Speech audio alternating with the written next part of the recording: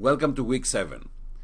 As I mentioned at the end of last week, we'll continue this week with the exciting topic of image and video recovery. Last week, we covered deterministic restoration approaches. That is, the unknown image is treated as a deterministic signal. Given a specific observation, we are interested in obtaining the best restored image that gave rise to the observed data.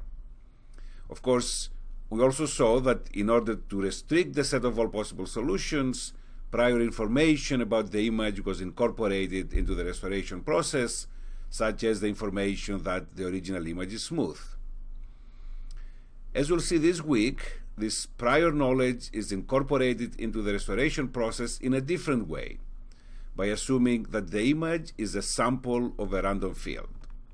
This means that it belongs to a class of images, a so-called ensemble, which share certain characteristics. The topic of recovery is rather mathematical, as evidenced by last week's material. This will be the case this week as well. This week, we'll need knowledge about two-dimensional random processes, also called random fields.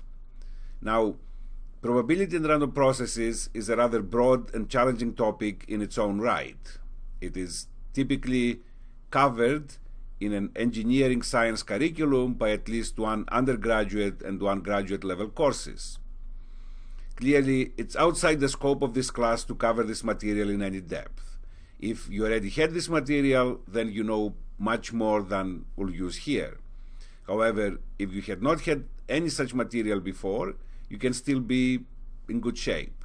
By that I mean that I'll just briefly cover what we need, but more importantly, even if the derivation details of a filter are not crystal clear, you'll still have a useful framework you can apply to solving other problems, and also a specific restoration algorithm you can use right away to restore a distorted image of interest in your applications. With the above in mind, we'll cover specifically the Wiener restoration filter, the Wiener noise smoothing filter, maximum likelihood, and maximum a posteriori estimation, the general framework, as well as the derivation of specific image restoration results for certain prior models. We'll also briefly describe in words the so-called hierarchical Bayesian inference approach. Finally, we show the formulation of some of the recovery problems we briefly talked about at the beginning of last week. Let us proceed first with the derivation of the celebrated Wiener restoration filter. As we'll see, in order to define the filter, we only need the autocorrelation function of an image and the cross-correlation function between two images, or their Fourier transforms, which are referred to as their power spectra. We'll define and explain such functions and also show how they're altered by LSI systems. So with that, let's start with the material of week 7. In this segment of the course, we are going to look into stochastic restoration approaches. With such approaches, the original image F is not treated as a deterministic signal, but instead as a sample of a random field. So, more specifically, we are going to look into the Wiener filter, and then under Bayesian formulations, we are going to derive for special cases the maximum likelihood and maximum a posteriori estimates, and we are going to say a few things about hierarchical Bayesian approach. So let us proceed now with the Wiener restoration filter. Random variables and random or stochastic processes is a rather challenging topic. Typically in a science or engineering curriculum, there is at least one required course on probability random variables, followed by at least one graduate course on random processes, and maybe a specialized course on random fields. These are two-dimensional stochastic processes, random fields like the ones we're interested here when we talk about images. Then, of course, there are courses which make heavy use of probability and random processes, such as estimation theory and spectral estimation. We'll be covering stochastic restoration filters at some high level for completeness on one hand, but also because they play an important role in the field of image and video recovery. If you already had a course on probability and random processes, then you know more than we will need here. I also chose to cover stochastic restoration filters to demonstrate that we will only need certain aspects of random fields, which are not terribly complicated, and that most steps could be carried out based on what we have covered in the course so far. In any case, at the end of the day, you'll end up with some useful restoration filters that you would use right away, even if not all the mathematical details of how these filters were derived are crystal clear. So here are the elements you'll need to derive the Wiener restoration filter. I'll try to explain them in plain English terms if you wish, having in mind the students who may not have had this material before. For the rest of you, just bear with me. We will need the notion of auto or cross-correlation as well as stationarity. So here is the definition of autocorrelation of a random field f. As we see here, the autocorrelation function is a function of 4 variables, I, j, k, l, and it's equal to taking the image f, the random field f, which is at location ij, taking the same field now at location kl, so you might say it's centered at ij, the first one, the second is centered at kl. This star here denotes complex conjugation for the case that the field is it's complex. If the field is real, then the conjugation has no effect. The conjugate of a real number is the number itself. We then have to perform this expectation operation. So the idea here is that we have an image that is modeled as a random field, and I observe one image, I have one image available. This is one realization of this random field. So to perform this expectation operation, I need to have many realizations of this random field, which form a so-called ensemble. It's a collection of realization, it's an ensemble. So this is the expected value, the mean value, you might say, with respect to this ensemble of images. So had I been able to observe multiple, again, realization of this random field, then I could perform this expectation. A very useful notion when it comes to the correlation is the notion of wide sense stationarity. So stationary fields are easier to deal with, more convenient, and the whole idea is that with stationary fields, it's irrelevant where the axes are located, in the sense that now all I'm interested is the distance between these shifts of the images. So I'm interested in the distance between I and k in the one dimension and j and l in the other dimension. So the autocorrelation in this case becomes now a function of 2 variables, which is again the distance between the origins after the shift of the images, you might say, right? So it's independent of the location of the axis. So autocorrelations are useful every time we treat images as random fields, and people have used various models for this autocorrelation. So for example, this isotropic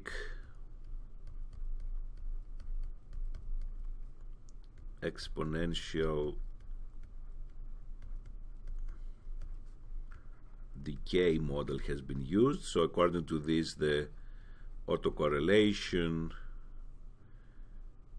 function of a random field is equal to a constant times gamma, another constant, to the minus absolute value of n1 plus absolute value of n2.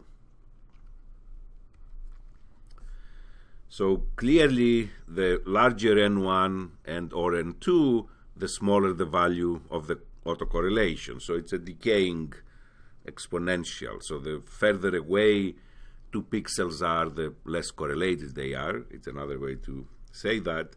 And it's isotropic because it depends on the absolute value of n1 and 2. It does not distinguish which direction I'm looking at in this random field. So typically when a model is used for the autocorrelation, and then we want to use this model to process a specific image, we fit this model to the data. So we try to find the C and gamma here values so that this particular model better again explains the data we are working with. Now, if we need to estimate the autocorrelation from the available data, if I do have an ensemble of images, many realizations, then in principle I could perform this expectation here, operation as shown here. But since in most cases we only have available one image, one realization, then we invoke the notion of ergodicity, which tells us that ensemble averages equal spatial averages. So in other words, I can find this expectation by taking this spatial average. So I choose a 2n plus 1 by 2n plus 1 window, and then with this, that within this window I form the product of f and f complex conjugate shifted by n1 and 2, and I sum up, and this will give me one value for a specific n1 and 2, one value of the autocorrelation function. Finally, one more concept we'll need in deriving the Wiener restoration filter is the notion of the power spectrum, which is defined as the Fourier transform. This is what the calligraphic F shows, denotes of the autocorrelation function. It's denoted by P, so the spectrum of F, the power spectrum, is just again the Fourier transform as shown here. I also talked about here cross correlation. Everything carries over when I'm not talking about the same image F, but an image F and an image G. So then the cross correlation, RFG is the expected value of F, G complex conjugate. Everything carries through that I explained here.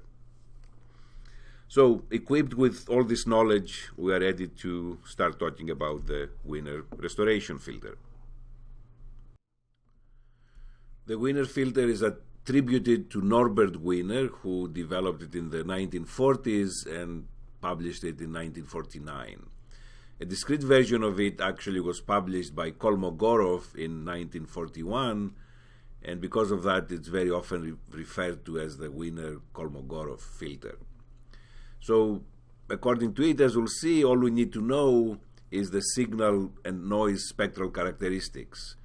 We assume that they're wide-sense stationary, and therefore we know the autocorrelation and cross-correlation of these signals. It is the non-causal version of the filter because we assume that all the data, the noise and blurred image we'll try to restore, is available.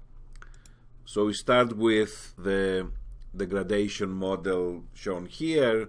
So we observe the image Yij.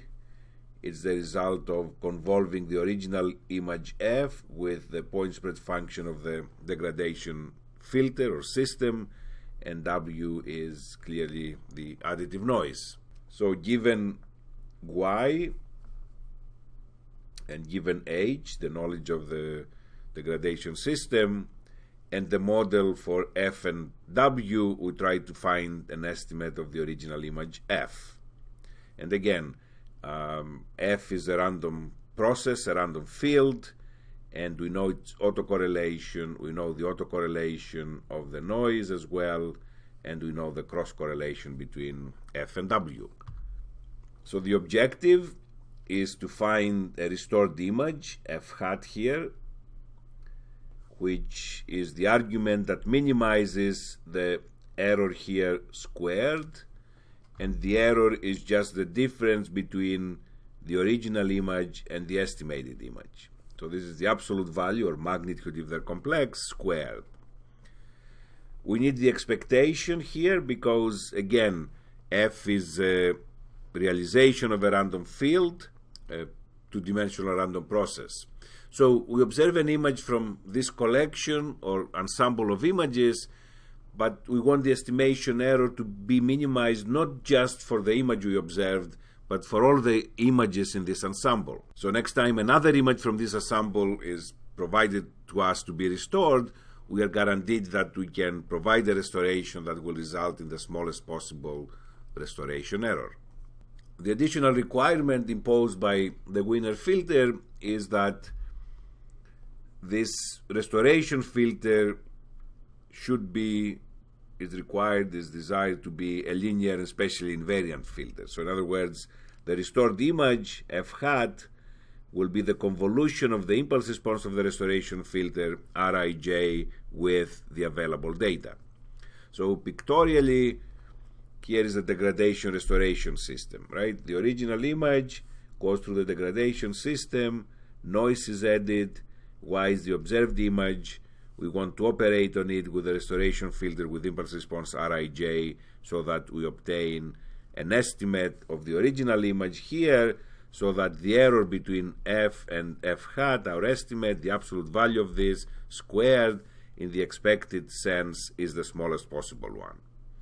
So let's see what are the steps to obtain this estimate here, which will represent the non-causal Wiener restoration filter. We saw in the block diagram shown in the previous slide that there are random signals going through LSI systems.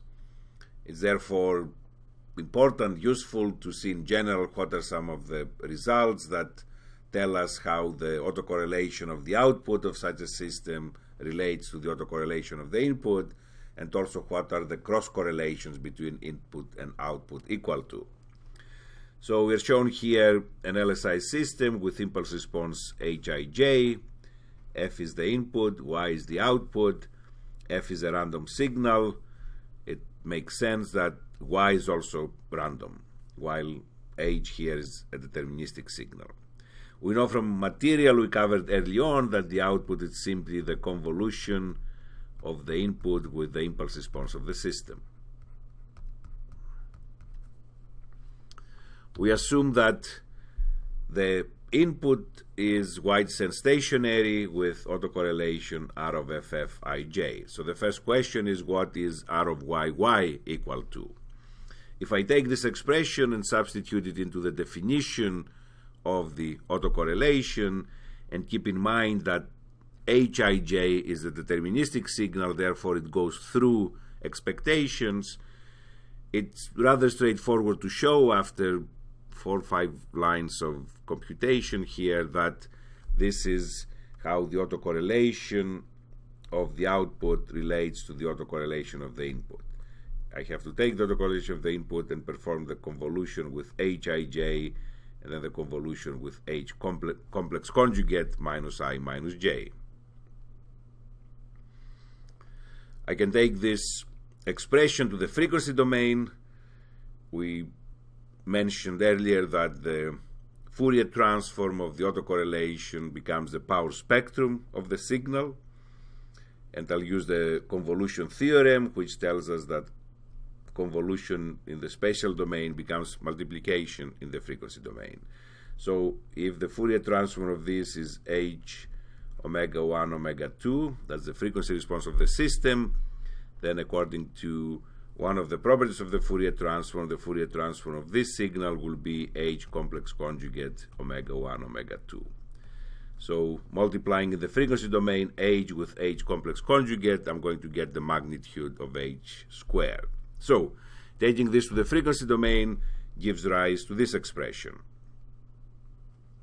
So this is one of those general and useful results that you'll find yourselves utilizing all over the place, and tells me that the power spectrum of the output equals the power spectrum of the input multiplied with the magnitude of the frequency response of the LSI systems. I can follow similar steps and find now that the cross correlation between input and output is given by this expression. Taking this to the frequency domain becomes this expression, and finally I can find the cross correlation between the output and the input. It's a similar expression when taken in the frequency domain gives rise to the cross spectra. That's the cross power spectrum between Y and F. So let's make immediate use of these results in deriving the Wiener restoration filter. So here is again the block diagram of the degradation and restoration system we are considering. The assumption is that both F and W are wide sense stationary, and therefore so is Y. The solution is based on this orthogonality so-called principle that states that the error is orthogonal to the data, or the correlation between error and data is 0. And this is the expression for the correlation we've been using, and is the error again, estimation error, and Y is the data. So if I substitute the expression for the error into this, I get this expression, and I can break this expression down one more step. So I have expected value of Fij Y complex conjugate KL equals the expected value of F hat, which is, well, let me write it, F hat Ij YKL, right? But this is equal, F hat is just Yij convolved with the impulse response of the restoration filter times Y complex conjugate KL. So from this, clearly I have that the cross correlation between the input and the output of the degradation system, this term here, equals, if I look at this, I have R is deterministic, so it comes outside the expectation, and I'm left with the expectation between Y complex conjugate. So this is the autocorrelation of Y convolved with the impulse response of the restoration filter. So if I take this to the frequency domain, I have that the frequency response of the restoration filter is equal to this. So this is the cross power spectral density between input and output of the first system, and this is the power spectral density of the output of the first system, Y. So this is really the Wiener filter, and now we want to see how we can further express, break down these power spectral densities that we have here. Two commonly used assumptions are shown here. The first one is that the image, original image, and noise are uncorrelated. This is the definition of the cross correlation, and uncorrelated means that the expected value of the product equals the product of the expected values as shown here. In addition, it's assumed that both image and noise are zero mean, which, if substituted to the equation above, makes the cross correlation equal to 0. So, equipped with these two assumptions, we can show that the cross power spectral density between the original image and the observation is given by this expression. This is actually exactly the same expression we had before, but before there was no noise present. However, due to the assumptions above, the cross terms involving signal and noise cross out, since again they're uncorrelated and they're zero mean. This is the numerator of the frequency response of the restoration filter we found in the previous slide, and this is the denominator. So this is the power spectrum of the output signal. We had this term before, no noise was present. Now we have the power spectral density of the noise.